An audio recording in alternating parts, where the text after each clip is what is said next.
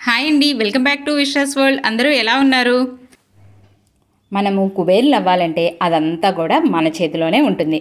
ఆర్థికంగా ఎదగాలి అంటే కనుక మనకి ఒక క్రమశిక్షణ అన్నది తప్పక ఉండాలి. మనము మన పిల్లలకి క్రమశిక్షణ ఎలా అయితే నేర్పిస్తామో అదేవిధంగా డబ్బు విషయంలో మనం క్రమశిక్షణ అన్నది తప్పకుండా పాటించాల్సిందే. దానికోసం మనమైతే మనకు వస్తున్న ఆదాయంలో తప్పకుండా 25% నుంచి 30% లోపు సేవింగ్స్ అయితే చేసుకోవాలి. మరీ మన ఇన్కమ్ తక్కువ ఉన్నప్పుడైతే ఒక 15% సేవింగ్స్ అనేది చేయాలి. మనము ఆర్థిక క్రమశిక్షణ పాటించకపోతే ఏమవుతుందంటే ద్రవ్యోల్బణం టైంలో మనమైతే చాలా దెబ్బతింటాము. వీడియోనైతే పూర్తిగా చూసే ముందు వీడియోనైతే లైక్ చేయండి. నా నుంచి మనీ సేవింగ్స్ సంబంధించిన ఐడియాస్ని తెలుసుకోవడం కోసం ఛానల్ని అయితే సబ్స్క్రైబ్ చేసుకోండి. మనము ద్రవ్యోల్బణం టైంలోని సేవింగ్స్ అనేది చేసుకోకపోతే అసలు దెబ్బ అయిపోతాం అనుకున్నాం కదా. అసలు ద్రవ్యోల్బణం అంటే ఏంటి? ద్రవ్యోల్బణం అంటే ఏమీ లేదండి. ద్రవ్యోల్బణం అంటే కాలక్రమేణా వస్తువుల ధరల్లో వాటిల్లో పెరుగుదల అయితే వస్తుంది. మనము 20 years బ్యాక్ చూసుకున్నట్టయితే కనుక మన ఇళ్ళ దగ్గర అట్లు అవి ఉంటాయి కదండి, అది ఒక అట్టు మనం వచ్చేసరికి రూపాయికి కొనుక్కోగలిగే వాళ్ళం. అదే ప్రస్తుతం కనుక మనం చూసుకుంటే 10 నుంచి 15 రూపాయలు కూడా కొన్ని చోట్ల ఉంది. అంటే ఇంటి దగ్గర వేసే మామూలు ప్లెయిన్ ఒక దోశని మనము అంత కాస్ట్ కొనుక్కోవాల్సి వస్తుంది. ఇంతకుముందు మనకి రూపాయికి వచ్చేది. అంటే ద్రవ్యోల్బణం అనేది 7 to 8 yearsకి వస్తూనే ఉంటుంది. అంటే వస్తువుల రేట్లో పెరుగుదల అన్నది వస్తూనే ఉంటుంది. మనమైతే అదైతే దృష్టిలో పెట్టుకొని సేవింగ్స్ అయితే చేసుకోవాలి.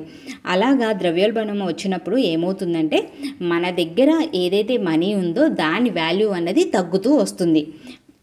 మనము అస్సలు సేవింగ్స్ చేయకపోయినా, సేవింగ్స్ ఇంట్లో మాత్రమే మనం చేసుకున్న మన దగ్గర ఉన్న డబ్బు ఏదైతే ఉందో దాని వాల్యూ అనేది డిక్రీజ్ అయితే అవుతుంది.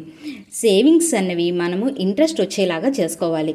ఎలా అంటే చిట్స్ కానీ, లేదంటే ఎఫ్డీస్ కానీ, ఆర్డీస్ కానీ, అట్లాగా సేవింగ్స్ అన్నది ఆ రూపంలో అయితే చేసుకుంటే మనకైతే ఇంట్రెస్ట్ కూడా యాడ్ అవుతుంది. కాబట్టి మన మనీ వాల్యూ అనేది పెరుగుతూ ఉంటుంది.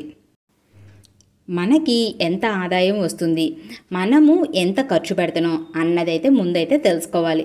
ప్రతిరోజు మనం పెట్టే ఖర్చులు ఏవైతే ఉన్నాయో అవి ఒక బుక్లో అయితే నోట్ చేసుకోవడం అస్సలు మర్చిపోవద్దు.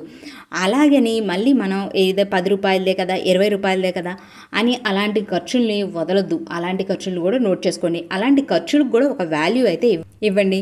మన దగ్గర డబ్బు ఉన్నప్పుడు కొంచెం కొంచెం అలాగా గోల్డ్ అయితే కొనిపెట్టుకోండి.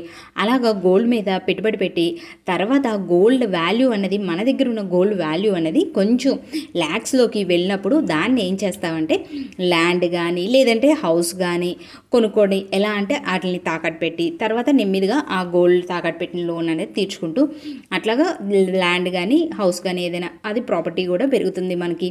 ఒకవేళ మన దగ్గర ఓన్ హౌస్ కనుక ఉంటే కనుక మనము ఏం చేయాలంటే నెక్స్ట్ స్టెప్, మనకి ఇన్కమ్ ప్రతి నెల వచ్చేటట్టు మన శాలరీయే కానీ, బిజినెస్ చేస్తే బిజినెస్ ఆ ఇన్కమ్తో పాటు ఇంకా ఎక్స్ట్రా ఇన్కమ్ ఏదైనా వచ్చేటట్టు ప్రాపర్టీ అయితే తీసుకోండి. ఇట్లాగా ఎవ్రీ మంత్ మనకి ఎక్స్ట్రా ఇన్కమ్ రావడం వల్ల ఏమవుతుందంటే మనము కుబేరులు రావడానికి అవకాశం అయితే ఉంటుంది. మనము ఆర్థికంగా స్థిరపడాలి అని చెప్పి గట్టిగా అనుకొని ఈ టిప్స్ అయితే ఫాలో అవ్వండి. నా వీడియో కనుక మీకు నచ్చినట్టయితే లైక్ చేయండి, షేర్ చేయండి, సబ్స్క్రైబ్ చేయండి. Thanks for watching.